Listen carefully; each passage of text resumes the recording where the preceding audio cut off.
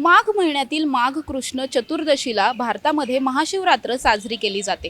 महाशिवरात्र भारतातील सर्वच महादेवाच्या मंदिरांमध्ये मोठ्या उत्साहात साजरी केली जाते।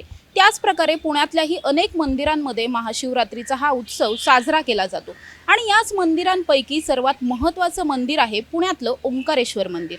ओंकारेश्वर मंदिर हे पुण्यातलं एक पेशवेकालीन मंदिर आहे। या मंदिराच्या 9 कळसांवर अतिशय सुंदर असं नक्षीकाम केल्याचं आपल्याला पाहायला मिळतं। ओंकारेश्वर मंदिर हे भगवान शंकराचं मंदिर आहे। या मंदिराच्या कळसांवर महर्षी व्यास, दत्तगुरू, 2 सिंह आणि 4 साधूंची शिल्प कोरलेली आहेत। पुण्यातील मुठा नदीच्या काठावर वसलेल्या या ओंकारेश्वर मंदिराला स्थापत्य कलेचा एक उत्तम नमुना मानलं जातं। या मंदिरात दररोज भाविकांची मोठ्या प्रमाणात गर्दी पाहायला मिळते। विशेषतः सोमवारी हजारोंच्या संख्येने भाविक भगवान शंकराच्या दर्शनासाठी या ठिकाणी येत असतात।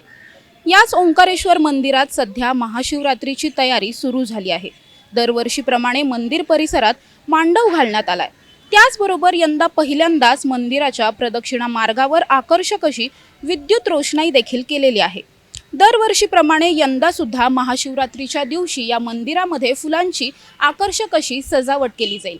त्याचबरोबर महाशिवरात्रीच्या संपूर्ण आठवड्यामध्ये विविध धार्मिक आणि सांस्कृतिक कार्यक्रमांचं आयोजन सुद्धा करण्यात आलंय।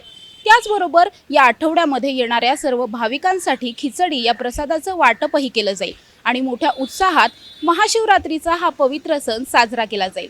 कॅमेरा पर्सन पियुष येरवडेकरसह समृद्धी जाधव, टॉप न्यूज मराठी, पुणे।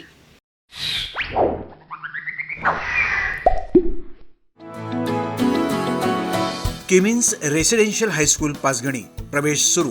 मुलींसाठी ज्युनियर केजी ते इयत्ता 10वी आणि मुलांसाठी ज्युनियर केजी ते इयत्ता 4थी।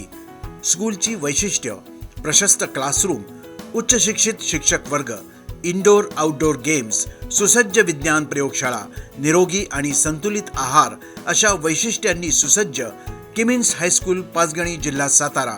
आजच प्रवेश घ्या आणि आपल्या पाल्याचं भविष्य घडवा। संपर्क 02168 240 324।